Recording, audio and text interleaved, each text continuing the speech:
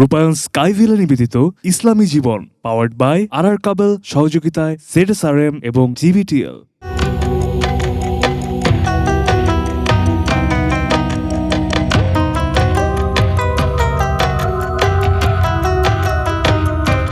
আসসালামু আলাইকুম রহমতুল্লাহি ওবরাকাতুহু। ইয়া রব্বি লাকাল হামদ কামা ইয়ানবাগি লিজালালি ওয়াজহিক ওয়া আযীমি সুলতানিক সুবহানাল্লাহি ওয়া বিহামদিহি সুবহানাল্লাহিল আযীম। প্রিয় দর্শক শ্রোতা, কাছে এবং দূরে, বিশ্বজুড়ে যে যেখান থেকে আমাদেরকে দেখছেন, আপনাদের সকলকে স্বাগত জানাচ্ছি রূপায়ণ স্কাইভিলা নিবেদিত ইসলামী জীবন অনুষ্ঠানে, পাওয়ার্ড বাই আর কাবেল, সহযোগিতায় ZSRM এবং GBTL। প্রিয় দর্শক, আজকে এই মাহতি অনুষ্ঠানে আলোচনার জন্য আমরা আমন্ত্রণ জানিয়েছি অত্যন্ত প্রাজ্ঞ, অত্যন্ত দক্ষ আলেম হজরত মাওলানা মুফতি বশির আহমদ সাহেবকে, যিনি খতিব হিসেবে দায়িত্ব পালন করছেন মুহাম্মাদিয়া জামে মসজিদ, উত্তরা, ঢাকা।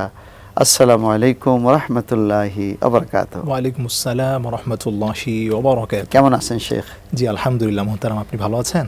আলহামদুলিল্লাহ, আপনাকে আমাদের অনুষ্ঠানে স্বাগত জানাচ্ছি। জি জাযাকাল্লাহ খায়ের।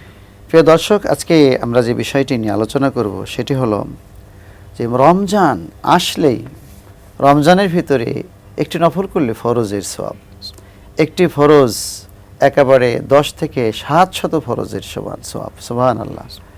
আর একটি অক্ষর যদি আপনি কোরআন থেকে তেলাওয়াত করেন তাহলে কমপক্ষে 7000 নেকি হয় একটি অক্ষর, সুবহানাল্লাহ, 7000 নেকি। তো এত নেকি রমজান মাসে এই দান করলে 700 গুণ হয়ে যায়, এটার কারণটা কি? এই বিষয় নিয়ে আজকে আমরা ইনশাআল্লাহ আলোচনা করব। তো মুহতারাম, আজকে আমরা আলোচনা এই বিষয়টি এখনই শুরু করতে চাই যে রমজানে এত মর্যাদা কেন? What is the reason? আসসালামু আলাইকুম রহমতুল্লাহি ওবরাকাতুহু। আলহামদুলিল্লাহি রাব্বিল আলামিন ওয়াসসালাতু ওয়াসসালামু আলা সাইয়্যিদিল আমবিয়া ওয়াল মুরসালিন নবিয়িনা মুহাম্মদ ওয়া আলা আলিহি ওয়া সাহবিহি ওয়া মান তাবিআহুম ওয়া দাআ বিদাওয়াতিহিম ইলা ইয়াউমিদ্দিন, আম্মা বা'দ। সুপ্রিয় দর্শক শ্রোতা, কাছে দূরে গোটা বিশ্ব জুড়ে যারা দেখছেন, আপনাদের সবার প্রিয় চ্যানেল এটি নিউজের পর্দায় আজকের এই চমৎকার আয়োজন, আপনাদের সবাইকে জানাচ্ছি সাদর আমন্ত্রণ। প্রিয় দর্শক, রমজানের এত মর্যাদা কেন, এই বিষয়টা আমাদের সবার কিন্তু জানা খুব প্রয়োজন। যে রমজানের পুরো বছরই তো আমরা ইবাদত করি, পুরো বছরই তো আমরা সাদাকা করি, নামাজ পড়ি, তেলাওয়াত করি, কিন্তু রমজান এমন একটি মাস, যেই মাসটা আল্লাহর মাস, শাহরুল্লাহ, এই শাহরুল্লাহিল মুহাররম, 4টা মাসকে আল্লাহ তাআলা বলেন যে এই 4টা মাস হচ্ছে আমার মাস, এর মধ্যে রমজান হচ্ছে অন্যতম। সুবহানাল্লাহ। যেই মাস রোজার মাস তোমরা বলছো, এই মাসে আমি কোরআন নাজিল করেছি। সুবহানাল্লাহ। এই দৃষ্টিকোণ থেকে আমরা একটা মেসেজ এখান থেকে নিতে পারি, সেটা হলো কোরআনের উৎসবের মাস। উৎসবের মাস, সুবহানাল্লাহ। কোরআনের উৎসবের মাস, সুবহানাল্লাহ। এই মাসে যত কোরআন শরীফ পড়া হয়, যত কোরআনের আয়াত পড়া হয়, তেলাওয়াত করা হয়, অন্য কোন মাসে পড়া হয়। সুবহানাল্লাহ। আল্লাহ পাক নিজে উৎসব ঘোষণা করেছেন। সুবহানাল্লাহ। শাহরু রমাদানাল্লাযী উনজিলা ফীহি কুরআন। এটা হলো কোরআন নাজিলের মাস, কোরআন নাজিলের মাস। কোরআনের চেয়ে এত সুন্দর একটি কিতাব, অথেন্টিক, অ্যাকুরেট, অরিজিনাল কিতাব পৃথিবীতে আর দ্বিতীয়টি আল্লাহ তাআলা বলে দিয়েছেন যালিকাল কিতাব লা রাইবা ফিহি। সুবহানাল্লাহ। এর ভিতরে কোনো সন্দেহ নেই। সুবহানাল্লাহ। ধরুন যে আরো তো 3খানা ভালো ভালো কিতাব আছে আল্লাহ পাক আগে নাজিল করেছেন, তাওরাত, জাবুর, ইনজিল। তো এগুলোও তো নাজিল হয়েছে, কিন্তু আল্লাহ পাক কিন্তু ওই নাজিলের যখন নাজিল হয়েছিল সেই মাসগুলিকে এইভাবে সেলিব্রেট করছেন। সুবহানাল্লাহ। আল্লাহ পাক কোরআন নাজিল করছেন যেই মাসে, সেই মাসটাকে আল্লাহ পাক সেলিব্রেট করার জন্য বিশাল আয়োজন করেছেন। এবং এই যে যত কথা, যেত অফার দিয়েছেন, সব কিন্তু একদিকে চলে যাচ্ছে। সেটা হলো যে কোরআনের উৎসবের মাস। তো এখন আপনার কাছে জানতে চাই, এখানে একটি কথা বলা হয়েছে হুদাল লিন্নাস, যে কোরআনের এই শিক্ষাটা, যে কোরআন যে গাইডলাইন, এটা হুদাল লিন্নাস, সকল মানুষের জন্য, অল হিউম্যান বিং, সকল মানুষের জন্য। আল্লাহ পাক সকল মানুষের জন্য কেন বললেন? সুবহানাল্লাহ। তার কারণ হলো যে আল্লাহ রাব্বুল ইজ্জত ওয়াল জালাল, আমরা দেখতে পারি যে আমরা মুসলিম হিসেবে আমাদেরকে আল্লাহ তাআলা সৃষ্টি করছেন। তার মানে যত রূহ এই দুনিয়ার মধ্যে আসেন, যত মানুষ জন্মগ্রহণ করেন, সবাই কিন্তু এই তাওহীদের উপর জন্মায়, লা ইলাহা ইল্লাল্লাহর উপর কিন্তু সবাই জন্মায়। কিন্তু দেখা যায় কোনো সন্তানকে তার পিতামাতা ইহুদি বানাচ্ছে, নাসারা বানাচ্ছে, হিন্দু, খ্রিস্টান, বিভিন্ন ধর্ম থেকে তারা ধাবিত করছে, কিন্তু তারা সবাই কিন্তু আল্লাহ রাসূল বলছেন যে কুল্লু মাউলুদিন ইউলাদু আলা ফিতরাতিল ইসলাম আও ফিতরা ফায়ুহাইয়িদানিহি ওয়া ইউনাসসিরানিহি ওয়াইনাসরানিহি ওয়া ইউমাজ্জিসানিহি। ওয়াইমাজ্জিসানিহি। সবাই মুসলিম হিসেবে জন্মগ্রহণ করে, যদি ইহুদির ঘরে জন্মায় ও তাকে ইহুদি ইহুদি বানায়, বানায়, নাসারা যদি জন্মায়, নাসারা বানায়, মুশরিকের ঘরে জন্মাইলে সে মুশরিক মুশরিক বানায় বানায়। অত্যন্ত চমৎকার বলছিলেন। প্রিয় দর্শক, আমরা একটু বিরতি নিচ্ছি, থাকুন আমাদের সাথেই।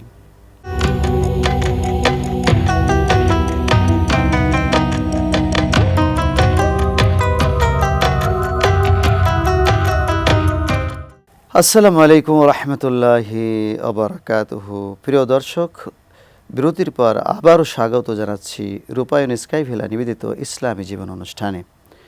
তো আমরা বিরতির আগে যে বিষয়টি আলোচনা করছিলাম, যে পৃথিবীতে যত শিশু জন্মগ্রহণ করে সকলেই মুসলিম হিসেবে জন্মগ্রহণ করে। তো মুশরিকরা তাকে মুশরিক বানায়, ইহুদিরা তাকে ইহুদি বানায়, খ্রিস্টানরা তাকে ইহুদি বানায়, আর মুসলমানের ঘরে যদি সে জন্মগ্রহণ করে সে মুসলমানই থেকে যায়। সুবহানাল্লাহ। এখানে চেঞ্জ করা হয় না। এই যে ইহুদি, খ্রিস্টান, মুশরিক অথবা গায়রে মুসলিম যারা অর্থাৎ অমুসলিম যারা রয়েছেন, তারা কিন্তু প্রথমে রব্বুল আলমিনের কাছে একটা বিষয়ে ধরা খাবে যে আমি সন্তানটা পাঠিয়েছিলাম মুসলিম হিসেবে, তুমি কেন তাকে মুশরিক বানিয়েছো, কেন তাকে ইহুদি বানিয়েছো, কেন তাকে নাসারা বানিয়েছো। ওরা বলে যে তাদের আদি জাতির পিতা হযরত ইব্রাহিম আলাইহিস সালামের কথা বলে, তিনি আমরা তার অনুসারী, আল্লাহ সুতরাং তিনি ইহুদি ছিলেন, আমরাও ইহুদি। আসলে ঘটনা কিন্তু কোরআন বলছে না, মা কানা ইব্রাহিম ইয়াহুদিয়্যা ওয়ালা নাসরানিয়্যা ওয়ালাকিন কানা হানিফান মুসলিমা। সুবহানাল্লাহ। সুতরাং এই যে আমরা যে সন্তানগুলিকে কাফির বানিয়ে দিচ্ছি, এই জন্য পিতামাতা এক নম্বরে জাহান্নামে যাবে। এখন আমাদের মুসলমানদের ভিতরে আসি, আমাদের মুসলমানের ভিতরে মুসলমান ঘরে জন্মগ্রহণ করতেছে, অনেকে তো জানে না, ইকামতও জানে না। এই যে আপনি যে কথা বলছিলেন সন্তানের জন্য আগের অনুষ্ঠানে, কোনো খবর নাই, ইসলামিক কোনো এডুকেশন তালিমও তাদেরকে দিতেছে না। এই মুসলমান হয়ে জন্মগ্রহণ করলো, কিন্তু তাকে মুসলমান হওয়ার জন্য যে সমস্ত তালিম দরকার ছিল পিতামাতা কিন্তু তাদেরকে দিল না। এই অপরাধে কিন্তু কিয়ামতের দিন আদালতে আখিরাতে আসামির কাঠগড়ায় পিতামাতাকে দাঁড়াইতে হবে। সুতরাং এই যে কোরআন, এই কোরআনের ব্যাপারে আল্লাহ পাক একটা সেলিব্রেট করছেন পুরো মাস ব্যাপী, কত অফার দিয়েছেন, কত অফার, সারা জীবনের গুনাহ মাফ করে দেবেন। তো সেই কোরআন যে হুদাল্লিন নাস বলছেন আমাদের জন্য, সূরা বাকারার প্রথমে রয়েছে হুদাল্লিল মুত্তাকিন, মুত্তাকিদের জন্য এটা গাইডলাইন যে কিভাবে how to it will be guideline for non Muslim, right? Please express us.